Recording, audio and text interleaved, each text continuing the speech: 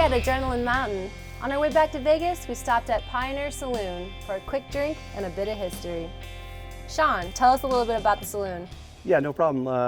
One of the most famous stories that people hear is Carol Lombard and Clark Gable. And the story goes, during World War II, she was selling bonds for the war effort. And so the year was 1942, and on our way back to Hollywood, her and a crew landed in Las Vegas. It was January, like I said, of 1942, and they couldn't make the altitude of the Mount Potosi mountain range that sits directly behind the bar. And they crashed, and all 25 members of the plane ride perished. Clark Gable came directly here to hear about his wife. You know, Carol's up on the mountain, and they wouldn't let him go up there, and so he stayed at the Fail Hotel, which was less than 50 yards that direction. It was a two-story hotel, but he spent most of the time here at the Pioneer worrying about his wife because the communication systems were here.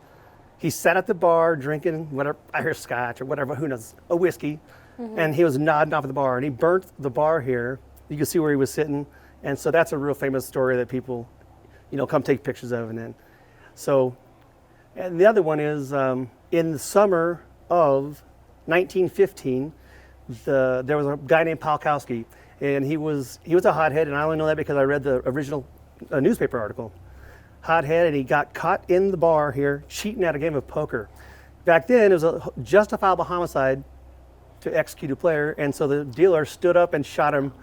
2 rounds hit him and 1 missed. And have you ever heard the saying, history is written on the wall? It literally is written on the wall, and the bullet holes are on the wall too. Oh, wow. And the newspaper's hanging beside it if anyone wants to check it out. That's another big, I like that one, I don't know why, because that's like old Western, cool story. And especially because you can look at it. Yeah. But the bar itself was built in 1913, but it wasn't until 1916 we got our actual big bar in here. It was built in Brunswick, Maine. It was shipped around the continent to San Francisco. That bar was set up in Raleigh, Nevada, and then the owners of this purchased it in 1915 or 1916, right in that area. So that bar and the back piece has been sitting here since that day. Wow. But anyways, it's a lot more. I mean, I don't know how much, but yeah, it's a cool spot to hang out. There's like the whiskey barrels is something that the new owners put in. Tell us about these whiskey barrels. Okay, so the new owners, they bought this place 17 years ago, but it was their idea to have people they could have a private stash here at the Pioneer, and so you could purchase a barrel from the Pioneer, and it'll sit there. You have your own name and your own lock. You show up, you grab some glasses with your friends, you sit down, you pop your keg over there and sit back, and some of the barrels have been here for over 5 years aging. And everybody puts their own kind of ingredients in it, and like vanilla beans or cinnamon sticks, and they just let it sit. But yeah, and we have a waiting list for those. It's pretty popular. Oh, that's cool. Yeah. So do they bring in the whiskey, or we order the barrels, and they're actually charred inside, burnt charred, just like Jim Beam or Jack Daniels would do. And then we pour pure moonshine in it, so it's clear. And after about a year and a half, it starts to get that caramel color that you see like a regular whiskey drink. Yep. Oh, that's cool. Put your little name on it.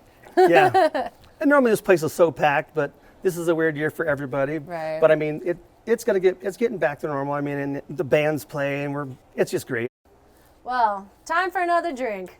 I'm down. Let's do it.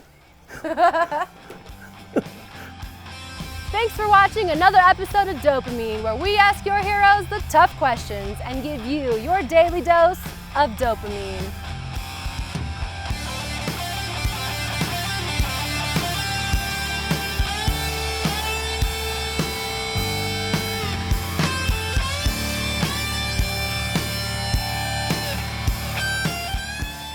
Be sure to follow us on Instagram and Facebook at Dopamine Nation.